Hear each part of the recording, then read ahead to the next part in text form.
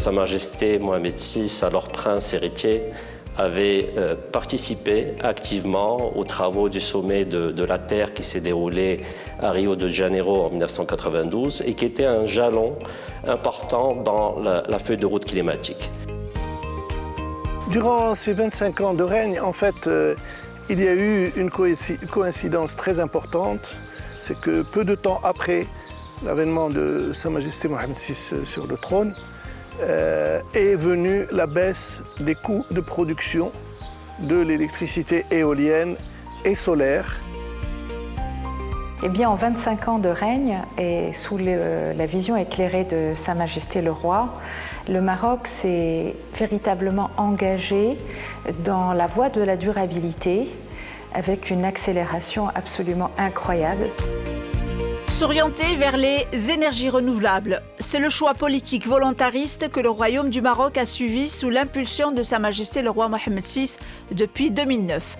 Grâce à la vision royale, le Maroc a adopté une stratégie énergétique durable qui tient compte des défis et du potentiel du Royaume. Ce potentiel est l'un des plus importants au monde, soit plus de 275 000 mégawattheures de potentiel éolien, en plus d'un potentiel solaire important estimé à 6,5 kWh par mètre carré.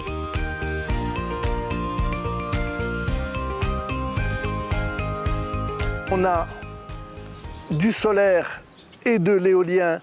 Nous sommes un des pays qui a la meilleure combinaison solaire-éolienne.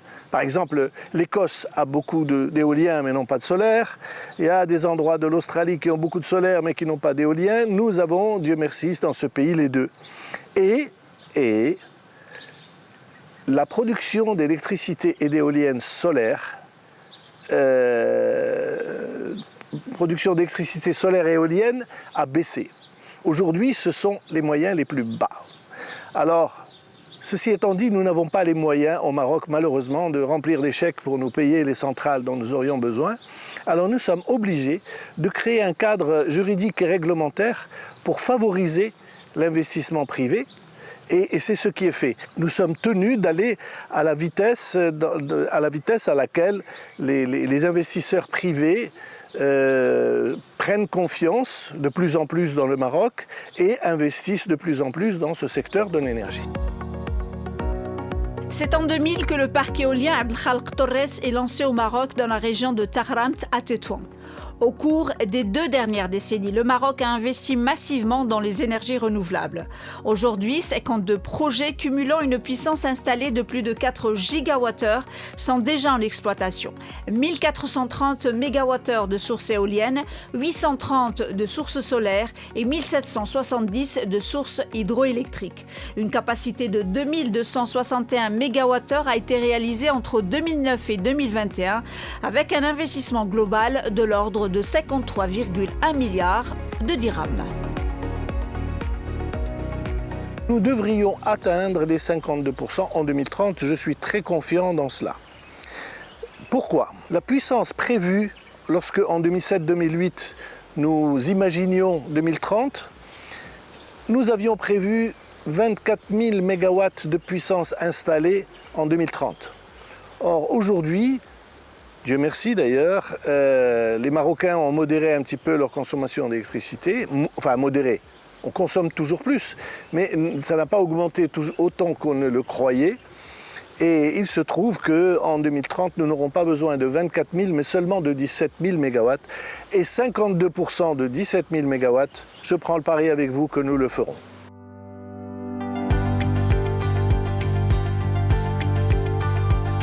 La part des énergies renouvelables à 52% à horizon 2030 est un gage majeur qui va donner lieu à des investissements dans les années à venir de plus de 7 milliards de dollars et qui vont s'accélérer avec la mise en place de sources de production renouvelables autour de 6 gigawatts, de sources thermiques autour de 2 gigawatts et également mettre en place des investissements majeurs dans les transports de l'énergie. Et on estime l'investissement dans ce secteur à environ 1 milliard de dollars par an d'ici 2030. Le Maroc joue un rôle primordial dans la transition énergétique mondiale et renforce son positionnement en tant que hub énergétique en favorisant le développement de la filière de l'hydrogène vert. Bénéficiant d'un potentiel solaire et éolien considérable, le Royaume se place parmi les pays à plus fort potentiel pour la production de l'hydrogène vert et pourrait satisfaire plus de 4% de la demande mondiale d'ici 2030.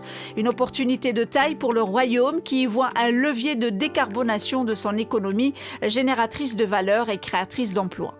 Les usages de l'hydrogène aujourd'hui, à l'heure où nous parlons, ne sont pas encore dans l'énergie, mais plutôt comme matériaux d'apport ou matériaux réactifs. C'est-à-dire qu'on s'en sert dans la sidérurgie, on s'en sert dans les engrais, on s'en sert dans beaucoup d'industries chimiques.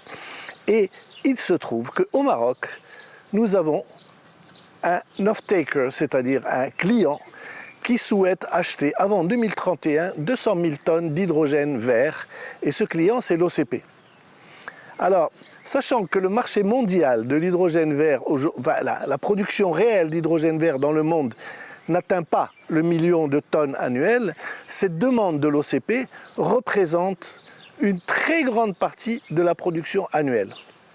D'où l'intérêt pour le Maroc, l'intérêt pour les investisseurs de venir investir au Maroc dans le domaine de l'hydrogène vert. Et ceci fait qu'on a eu une centaine de personnes intéressées par l'offre Maroc et l'appel à manifestation d'intérêt qui a été posé. En 2023, le souverain avait engagé le gouvernement à entreprendre la mise en œuvre rapide et qualitative de l'offre Maroc dans l'hydrogène vert de manière à valoriser les atouts dont dispose le pays en la matière et à répondre aux nombreux projets portés par les investissements mondiaux dans cette filière prometteuse. Le Royaume du Maroc s'est engagé à relever les défis du XXIe siècle en faisant du développement durable un vrai projet de société et un nouveau modèle de développement. Depuis lors, cet engagement aux principes fondamentaux du développement durable s'est traduit par des réformes successives visant à bâtir des bases solides de développement économique, d'améliorer les conditions sociales et d'accélérer la cadence des réalisations environnementales à travers des mesures tant préventives que correctives. La stratégie nationale de développement durable a été adoptée le 25 juin 2017 et elle vise à accélérer la transition du Maroc vers une économie verte et inclusive d'ici 2030.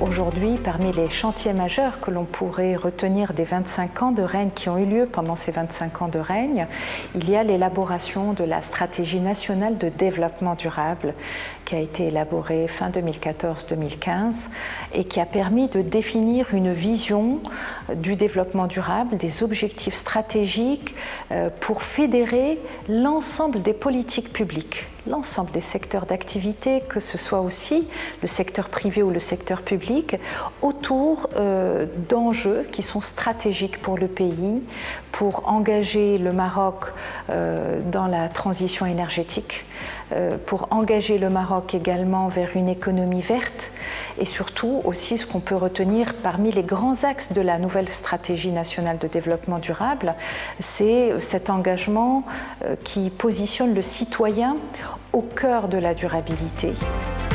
Dans son discours de novembre 2011, Sa Majesté le roi Mohammed VI avait prononcé les mots croissance verte et éco-développement. Le souverain confirmait ainsi sa volonté de développer le royaume selon les principes du développement durable. La Constitution de 2011 a apporté une nouvelle impulsion à ce processus en consacrant le développement durable en tant que droit pour tous les citoyens et en instaurant de nouveaux instruments de gouvernance démocratique.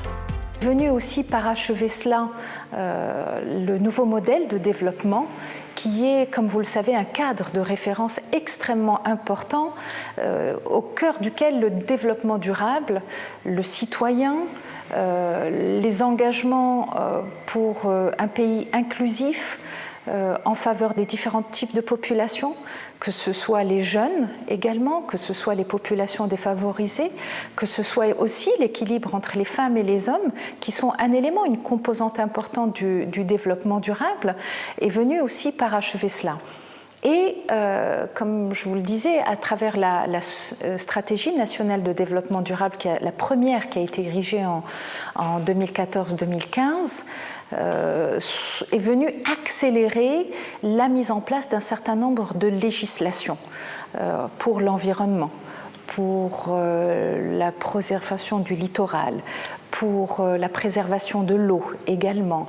Ça, c'est vraiment d'un point de vue environnemental où on peut dire qu'il y a un certain nombre de réglementations qui sont venues. Et grâce à la vision éclairée de Sa Majesté, que Dieu l'assiste, nous allons embrasser une nouvelle ère, une ère d'engagement ferme vers le développement durable, mais également grâce à nos investissements dans l'électron vert et demain dans la molécule verte à travers l'hydrogène vert, nous allons nous positionner comme un acteur régional majeur, mais également un pionnier mondial dans les domaines des énergies renouvelables.